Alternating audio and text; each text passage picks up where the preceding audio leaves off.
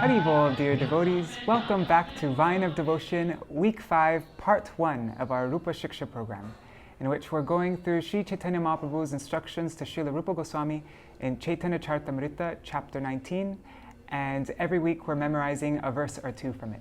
If you're new here, my name is Madhukar Das. You can check the description to see our previous videos and the link to our website. Today we're going over an extremely important verse. Brahmāṇḍa bhramite kona bhāgyavān guru-kṛṣṇa-prasāde pāya bhakti-latā-bīja. There's so much in this verse, it would really take a few videos to properly discuss it. But I'm going to try to condense everything into just 2 videos. But first, before we get into it, let's revise the previous verses that we went through. Mata dashadina prayage rahiya Śrī Rūpa-śikṣā dilo shakti sanchariya Prabhu kohe shunoro bhakti-raser lakshan Sutra rupe kohi vistar na jai varnan Para para shunya gabhir bhakti rasa sindhu Tomai chakaite tar kohi eka bindu mata bhramāṇḍa bhori ananta jīva gan chorashi laka yonite koroye brahman keshagra shateka bhaga puna satangsha kori tar sama sukshma jiver swarupa vichari keshagra shatabhagasya satangsha sadrishatmika jīva sukshma sarupoyam sankyatito hichit kanaha balagra shatabhagasya shatada kalpitasya cha bhago jiva savegyeya iti chaha parashrutihi sukshmanam apyaham jivaha aparimita dhruvastanubrito yadi sarvagatas tarina shashyate tiniyamo dhruvane taratha ajani chayan mayantara vimocha niyantri bhavet samamanujanatam yaramatam matadushtaya tar madhe stavara jangama dui bhed Jangame tiryaka jala stalachar vibhed Tar madhe manusya jati ati alpatar Tar madhe mlecha pulinda bodha shabar Vedanishta madhe ardek Veda mukhe mane Vedanishida papa kore dharma nahi gane Dharmachari madhe bahutta karma nishta Koti karma nishta madhe eka jnani shreshta Koti jnani madhe hoy eka jana mukta Koti mukta madhe durlabh eka Krishna bhakta Krishna bhakta nishkam attaeva shanta Bhukti mukti siddhi kami sakali ashanta Muktanam api siddhanam narayana parayana Sudurlabha prashantatma koteshvapi mahamune Brahmāṇḍa bhramite kon bhāgyavān guru-kṛṣṇa-prasāde pāya bhakti-latā-bīja. So now we come to the verse, Brahmāṇḍa bhramite kon bhāgyavān jīva. Wandering throughout the universe, some fortunate jīva. Guru-kṛṣṇa-prasāde pāya bhakti-latā-bīja. By the mercy of Guru and Krishna, he attains the seed of the vine of devotion. So now I'll explain it in a little more depth, and then we can go over the memorization practice. Brahmāṇḍa bhramite, while wandering the universe. The first 2 words in this verse will be familiar because we went over it already in verse 148. Mata Brahmāṇḍa bhori ananta jīva gan. So Brahmāṇḍa, Brahma's egg, the universe, and bhramite. Bhramite means while wandering, while rotating. And bhramite is the same word in chorasha laka yonite, koroye Brahman. That Brahman koroye. So that Brahman koroye is the same word but just in a different verb tense. It's in the present indefinite tense, meaning rotates, wanders. Whereas bhramite means while wandering, while rotating. You know Brahmar, Sanskrit for bee, like in Brahmar Geet, the song of the bee? So Brahmars, they Brahman kora, they wander, they hover around. That might help you remember it better. So bhramāṇḍa bhramite, while wandering in this universe, kona means some or certain. Kono bhāgyavān jīva, some very fortunate jīva. Bhāgyavān jīva. So let's look at the word bhāgyavān. When the suffix van is added to the end of a noun, it means possessor of. So some examples are artha means wealth, and artavan means wealthy, rich. Aishwarya means majesty, and aishwaryavan means majestic. Gyan means wisdom or knowledge, and gyanavan means wise, learned. Dharya means patience, and dharyavan is a person who is patient. Punya means virtue, piety, and punyavan is somebody who is virtuous, pious. Putra means son, and putravan is someone who has a son or sons. One you'll be familiar with. Bhaga means opulence, and Bhagavan is the one who possesses the 6 opulences in entirety. All beauty, all wealth, all strength, all knowledge, and all renunciation. So now the word bhagya means fortune, and bhagyavan means fortunate. Kona, some, bhagyavan jiva, some fortunate jiva. What makes someone fortunate? Where does real fortune come from? The accumulation of sukriti, spiritual merit. There is a beautiful article, like a really beautiful article, by Śrīla Bhakti-vedanta Trivicram Gosvāmī Maharaj. And in it is one of the best descriptions of sukriti I have ever seen. He tells the story of Mrgari the hunter in vivid detail. How cruel he was, and how Narad was heartbroken seeing the victims of his cruelty. And Narad, within just a few moments, made him into a very advanced devotee. How is it that sometimes very wicked people take to bhakti after coming in contact with a sadhu and are transformed into pure devotees, whereas seemingly very good, pious people who have lots of exposure to devotees don't take to bhakti for hundreds of lifetimes? How is it fair that the wicked person is the one who is bhagyavan, but the pious one isn't? Sukriti is an amazing thing. And this article was so good that I recorded myself reading it and I uploaded it to Vine of Devotion. So you can get it by clicking the link up here. What makes this jiva so bhagyavan?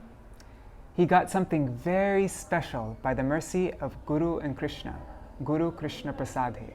See, these words guru-kṛṣṇa-prasāde are connected by hyphens? So that's a samas, like we talked about before. The words are connected together. Prasad means mercy, and prasade, the a at the end of prasad, makes it become by the mercy. Prasade, by the mercy. By the mercy of Guru and Krishna. By the mercy of Guru and Krishna, he attains the bhakti-latā-bīja. The bij, the seed of the bhakti-lata, the vine of bhakti, the vine of devotion. So why does it say Guru and Krishna? It's not just by the mercy of Guru, or it's not just by the mercy of Krishna? Śrīla Prabhupāda answers this in his purport. And his purport on this verse is so beautiful, I'm going to read the whole thing. When we speak of brahmāṇḍa, we refer to the whole universe, or to the cluster of many millions of universes. In all the universes, there are innumerable planets, and there are innumerable living entities upon those planets, in the air, on the land, and in the water. There are millions and trillions of living entities everywhere, and they are engaged by Maya in suffering and enjoying the results of their fruitive activity, life after life.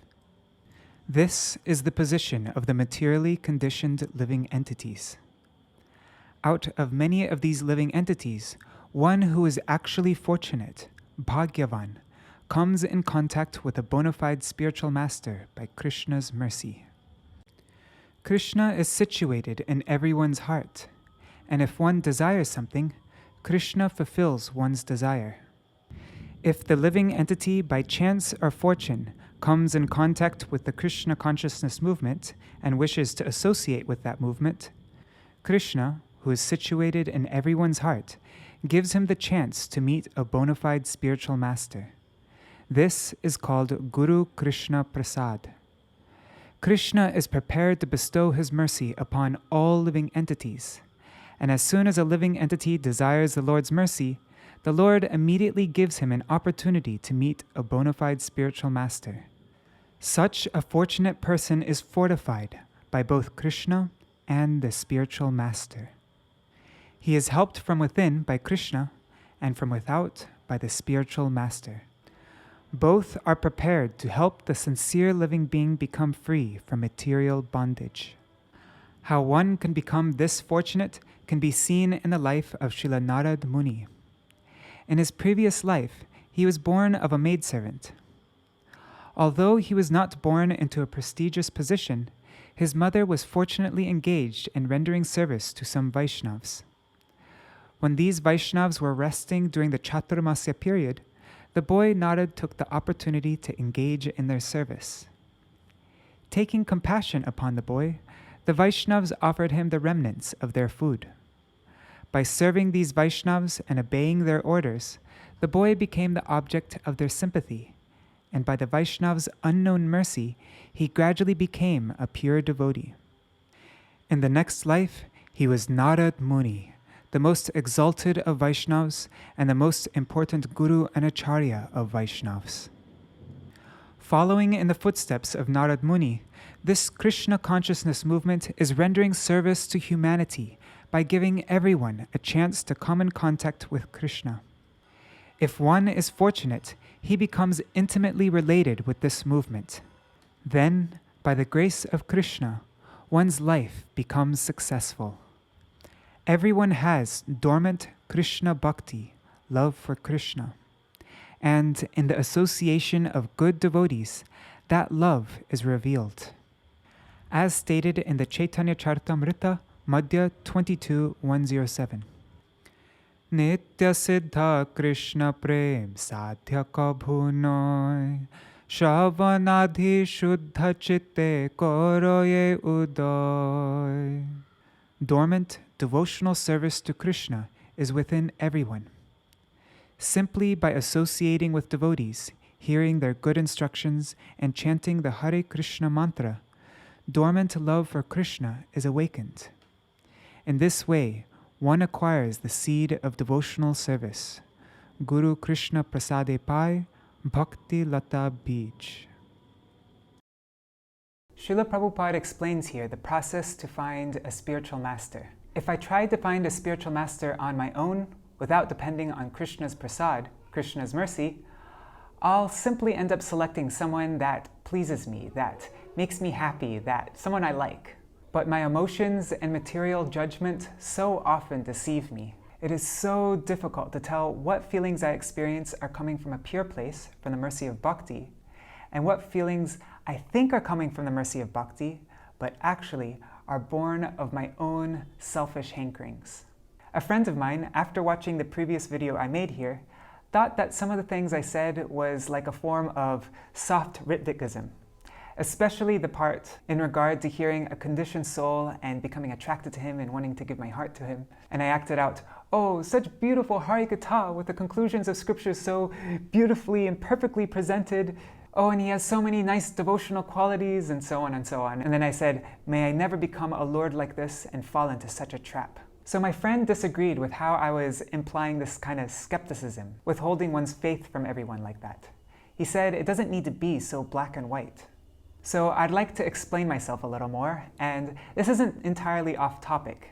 This has to do with guru-kṛṣṇa-prasāde. Back many years ago, I came to the realization that I have bad taste in Harikatha. And I mean Harikatha in the sense of devotional classes, because pure Harikatha is directly Krishna himself, completely transcendental. So the time I realized I had this bad taste was when I was going to listen to Harikatha from someone I understand to be a Mahabhagavat. How is a Kanishta like me able to understand who is a Mahabhagavat when I can't even discern who's on what level? This is beautifully answered by my Param Gurudev, but that's a topic for another time. So anyways, this great Vaishnava was giving class, and I would get really bored sometimes. And oh man, would I get embarrassed if anybody asked me what the class was about afterwards. There'd be this awkward silence because I didn't really catch that much. I would catch my mind, though, wandering all over the place. Obviously, there was nothing lacking in his classes. Actually, his classes were infinitely more powerful than the many Harikatha speakers I would so love to listen to and would pay rapt attention to with great relish. Just like the supremely sweet, pure Krishna Nam tastes bitter to someone afflicted with jaundice, sometimes the supremely pure, sweet Harikatha of even one of Krishna's companions tastes bitter to a person afflicted with jaundice like me. What do I consider a good class?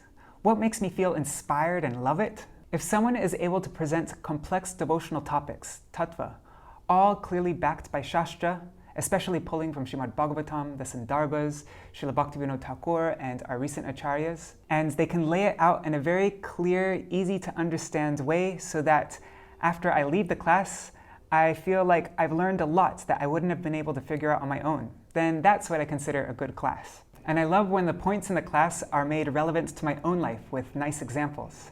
And also, the speaker is a good person, somebody that I look up to, even though I know the person is a conditioned soul. We know how rare it is to find someone who's not. So I feel invigorated after listening to these kinds of classes. Sometimes the class causes me to feel deep emotion. I might even get teary-eyed, and I'll get a desire to chant more and become more serious in bhakti. Similar kind of thing goes with kirtan. So this isn't a bad thing. We're meant to gather together with like-minded devotees and engage in speaking and listening to Harikatha in this way. But a tendency I know I have in myself, and I've seen it in others as well, is that I have a need, a hankering to put my faith in someone, somewhere. When I say faith, I'm not using the word lightly. In the next video, we're going to go through how Shraddha, faith, is synonymous with the word Sharanagati, surrender. If someone is helping to inspire us in our spiritual life, we should surely have deep appreciation and gratitude. But offering our deep, heartfelt Shraddha to that person, that's another thing. And sometimes, a conditioned soul can make his or her way into our heart without us even realizing it. I've seen it happen so many times, and actually it's happening in a really big way right now, that this causes devotees who are on a much higher level than I am to leave the teachings and conceptions they've received from our Guru Varga. But this katha is inspiring me in bhakti. What's wrong with that? And okay, I know this person isn't perfect, but I'm not leaving the shelter of Srila Gurudev and the Vaishnavas. Lots of times, we can be overly confident in our ability to discern the situation, when actually, my judgment can be quite poor. Just because someone is inspiring me and causing me to feel something deep doesn't mean that I'm actually moving in the right direction. Sometimes I even feel deep emotion when I watch a drama film based on real events. I realize that, oh, this world is a terrible place, and life is short, and what am I doing, wasting my time? And I go to pick up my japamala and I chant really seriously, Hare Krishna, Hare Krishna. This blockbuster movie made me cry and it inspired me to chant. Does that mean that watching movies like this is favorable for my bhakti and that I should keep on watching them? Okay, but this case is different because the person that I'm listening to has such a vast knowledge of Shastra, and everything that he says is coming from authoritative sources. He's not speaking any of his own stuff. This is the most dangerous one because the damage being done inside is undetectable. Someone may seem to be following perfect sadachar and speaking so authentically, so that person will have special secret access into my heart. He'll be able to make his way deep in there and then plant poisonous things that will slowly grow and eventually will cause me to doubt the teachings of Sri Gurudev and the Vaishnavas without me even knowing it. I shared a strong, eye-opening quote on this topic from Srila Bhaktisiddhanta Saraswati Prabhupāda in the Rūpa-śikṣā commencement video. And that's why I need to depend on Antaryami, the Lord within the heart. And if one has had a Mahabhagavat Guru, then that Sri Guru is also Antaryami. The pure Vaishnavas are Antaryami. I have to be careful of what I'm feeling at any given moment and what attracts me. Krishna's guidance within, the Chaita Guru within my heart, is much more deep than my feelings and judgment. Again, just to be absolutely clear, I am not saying that we should never listen to someone who's not a Mahabhagavat and that we should be looking at everyone with critical, skeptical vision. We would be a real lonely, miserable bunch if that was our policy. But what I've understood from all the classes, articles and letters that I've read from my Śrīla Gurudev, Śrīla Vāman Gosvāmī Maharaj, Śrīla Prabhupāda, Śrīla Bhakti-latā-bīja Gosvāmī Maharaj, Śrīla Bhakti-siddhanta Saraswati Prabhupāda, and the rest of our Guru Varga, is how we have to so very deeply and carefully examine our hearts and be completely brutal in our assessment of what's going on there. And we need to be regularly and sincerely reading these articles and books that they have left for us, which give us the guidelines for how to brutally assess ourselves. We assess ourselves through their words. Also, we need mature, like-minded, affectionate devotees to call out our BS. Otherwise, it's very likely that while I'm thinking, I'm not doing so bad in my spiritual life, I'm in fact moving off this razor-edge, narrow path of bhakti. I'll consider what is not bhakti developing in me to be bhakti. So vando mui savadhanamate. Okay, just one more quick thing on the mercy of Guru and Krishna, guru-kṛṣṇa-prasāde. We heard from Śrīla Prabhupāda just now how it is by the mercy of Krishna that we get Guru, and how it is by the mercy of Guru that we get Krishna. So we spoke about the first parts, but we haven't yet spoken about the second part. I once heard a nice explanation of the first verse of Guru Vastakam, where it is said that Śrī Guru is a heavy, condensed rain cloud of mercy. I'm being scorched by the blazing forest fire of material existence, samsara davanala, and I need water, but where can I find it? I'm dying of thirst. But there's water everywhere. This is a water-based planet, right? Our bodies are made mostly of water. There are water molecules floating in the air everywhere. Similarly, Krishna is everywhere. In verse 143, we heard how our very composition, our very substance is coming from Krishna. So how can a person who is dying of thirst access the water that is in the air everywhere? All these little water molecules need to be condensed together. So the water of Krishna's mercy condenses together in the form of Śrī Guru, the Ghana, the condensed rain cloud of mercy. Then Śrī Guru showers down that rain of his mercy on us, and we are relieved of our miserable condition. This is guru-kṛṣṇa-prasāde. There are other important explanations of guru-kṛṣṇa-prasāde, but I've already gone over time. By the mercy of Guru and Krishna, what does the fortunate jiva get? The bhakti-latā-bīja, the seed of the vine of devotion. I was originally thinking that this video would mostly be just on what the seed is, but I realized that we'll have to save that for another video. Sometimes we hear from our Guru Varga that this seed is Shraddha, faith. And sometimes we hear from them that the seed is Krishna Seva Vasana. It is both. We'll get into that in the next video, and we'll also discuss all the different definitions and explanations in the Shastras on what is Shraddha. One thing in this verse that is sometimes misunderstood is this word pāya. Pāya means receives or gets. So if someone gets the seed of the vine of devotion by the mercy of Guru and Krishna, then that must mean that it wasn't already there, right? How would you be able to get it if it was already there? No, that can't be. So then, does that mean that before coming in contact with Śrī Guru, that our soul is just a spiritual shell with a sense of I, but with no innate potential Krishna Seva Vasana, no inherent tendency to serve Krishna? That's another thing that we'll briefly discuss in the next video. Alright, so now let's memorize this verse. Brahmāṇḍa bhramite kona bhāgyavān jīva. While wandering throughout this universe, some fortunate jīva, guru-kṛṣṇa-prasāde pāya bhakti-latā-bīja. By the mercy of Guru and Krishna, he attains the seed of the vine of devotion. When we go through this, try to understand the words, what you're saying. Focus on the Bengali, not the translation. Try to get a feel of what the Bengali words mean. Brahmāṇḍa, this universe. Bhramite, while wandering. Brahmāṇḍa bhramite, while wandering in this universe. Brahmāṇḍa bhramite. Brahmāṇḍa bhramite. Kona, some. Bhāgyavān, fortunate, jīva. Kono bhāgyavān jīva. Kono bhāgyavān jīva.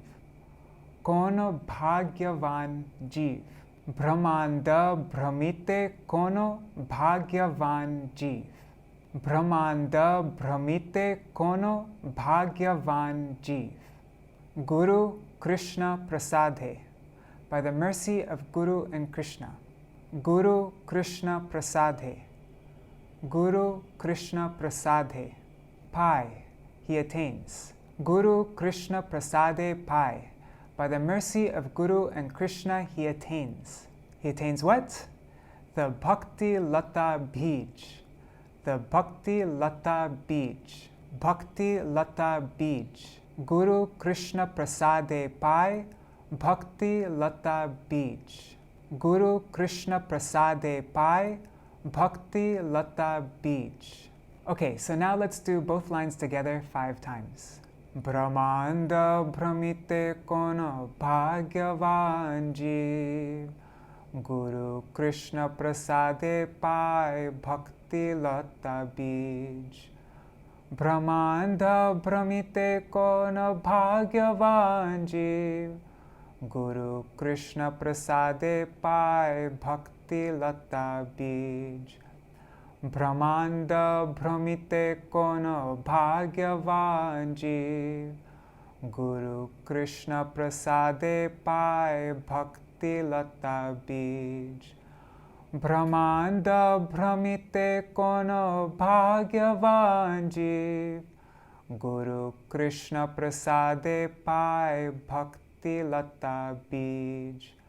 Brahmāṇḍa bhramite kona bhāgyavān jīva. Guru-kṛṣṇa-prasāde pi. Bhakti-latā-bīja. And now let's do it 10 times without looking. Brahmāṇḍa bhramite kona bhāgyavān jīva. Guru-kṛṣṇa-prasāde pi. Bhakti-latā-bīja. Brahmāṇḍa bhramite kona bhāgyavān jīva. Guru-kṛṣṇa-prasāde pi. Bhakti-latā-bīja. Brahmāṇḍa bhramite kona bhāgyavān jīva. Guru-kṛṣṇa-prasāde pi. Bhakti-latā-bīja. Brahmāṇḍa bhramite kona bhāgyavān jīva.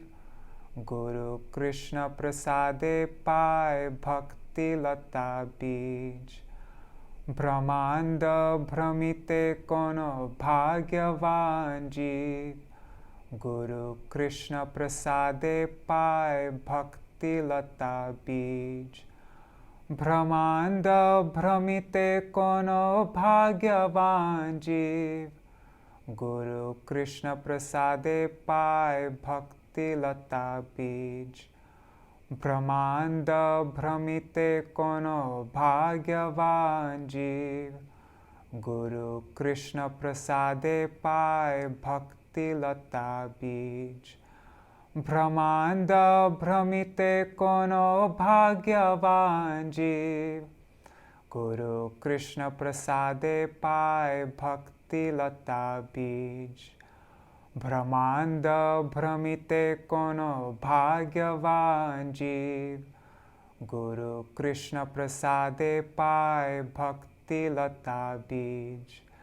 Brahmāṇḍa bhramite kona bhāgyavān jīva. Guru-kṛṣṇa-prasāde pi. Bhakti-latā-bīja. Okay, so thanks for joining me in this. Please share any related thoughts, quotes, or anything you have to share in the comments below. Was there anything I said that you didn't totally agree with?